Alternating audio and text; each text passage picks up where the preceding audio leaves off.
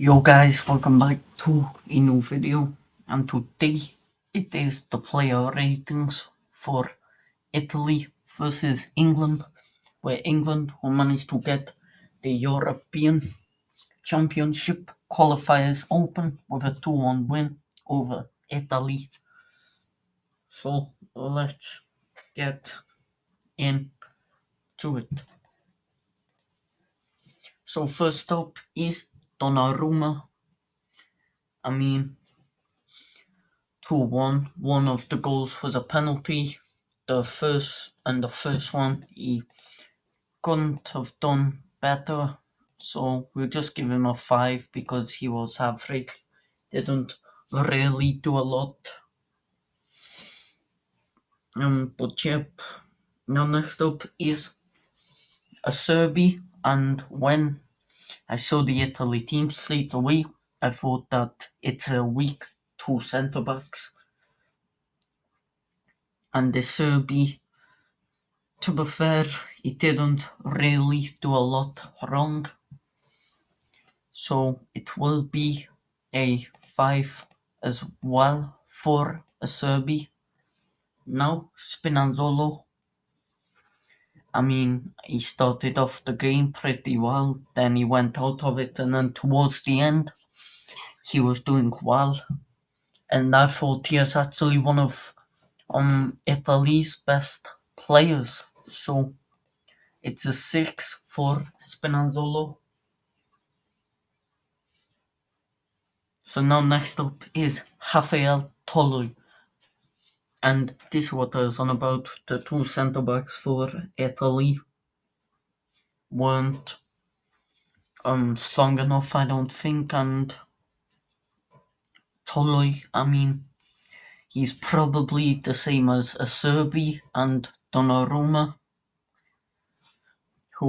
and I will give him a 5, but very close to a 4. I remember at certain periods that he was giving the ball away and putting them under pressure.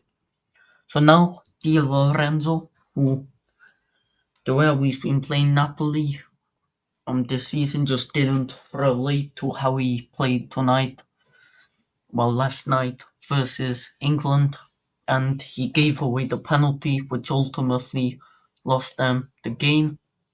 So it's a 4 for Di Lorenzo. Next up is Jorginho. He's at Arsenal, but I remember when people were saying he should be up for the Ballon d'Or and all of this. Quality player, but has he passed it? Maybe. And he gave the ball away a lot, which is his strength, his passing. So a 4 for Jorginho.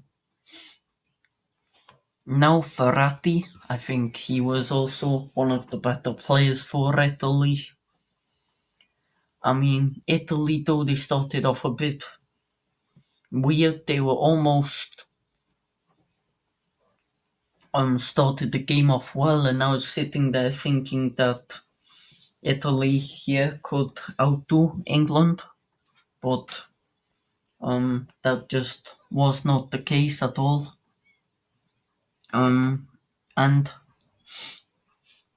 Verratti, though, I think you saw the bright spark for Italy, so it is a 6. Now Nicolo Barella, very good player.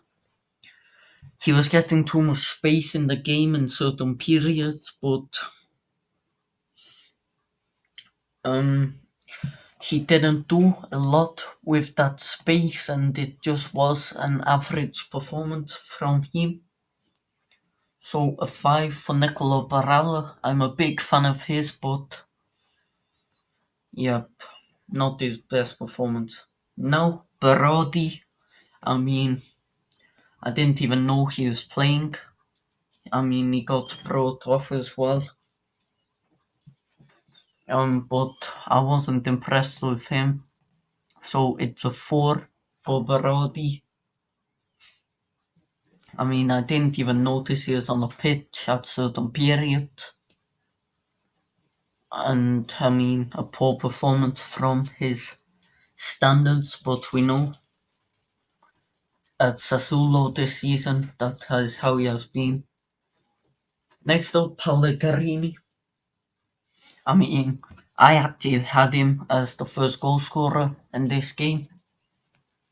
And I mean, he had one good chance, but that assist that he got for Retegui, it was outstanding ball. I mean, Harry Maguire obviously gave it away twice, but I mean, outstanding ball from Pellegrini.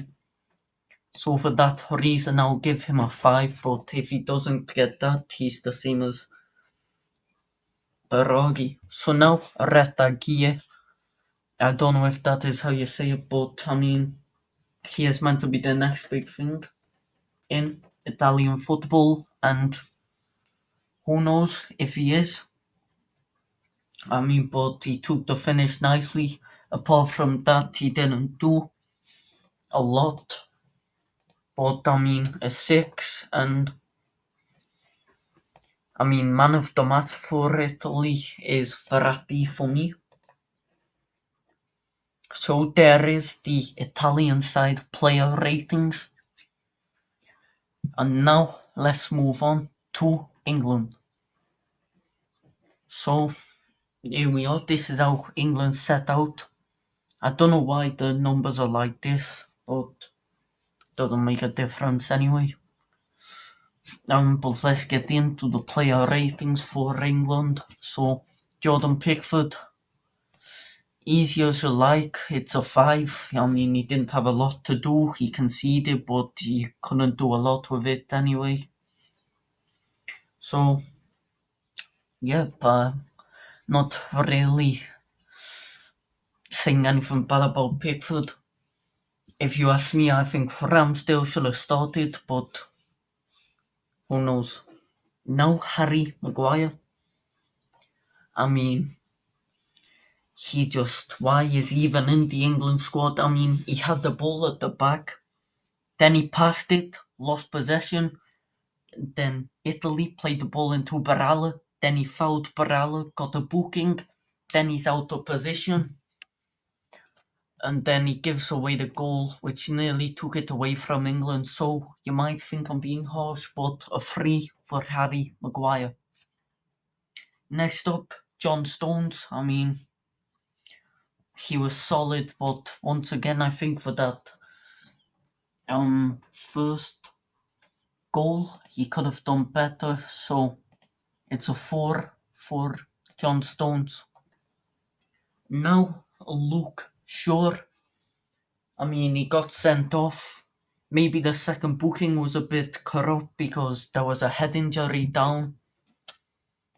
But, I mean, when you get a red card, it's a disgrace, and that is what it is. But because I wasn't sure if it was a red, I'll give him a fail or a 2. But a red card, that means you'll now miss the Ukraine game. I think it is who England have next. So, next up is Kyle Walker. I mean, I think he has slowed down a bit. Not in his pace-wise, but actual playing style. When Gnotto came on, he struggled a bit.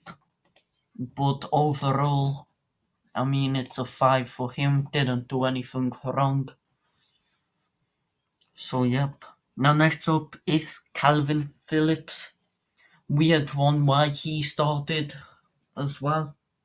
I mean, he hasn't played football for months, so how is he even in the squad? I mean,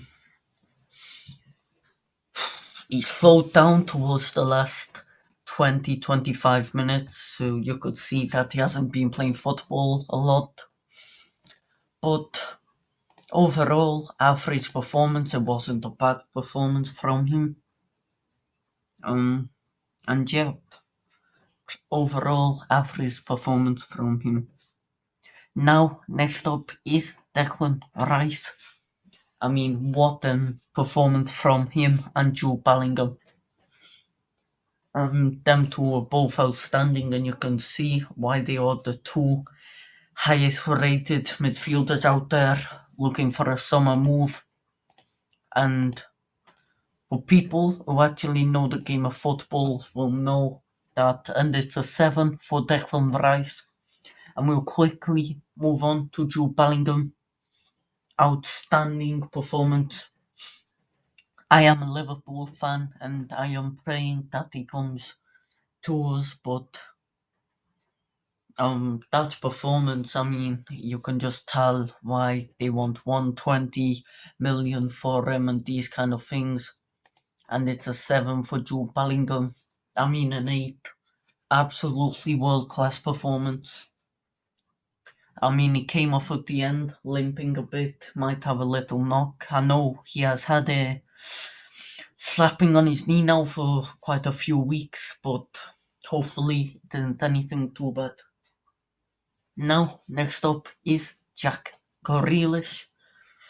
I mean, I thought he was actually pretty decent.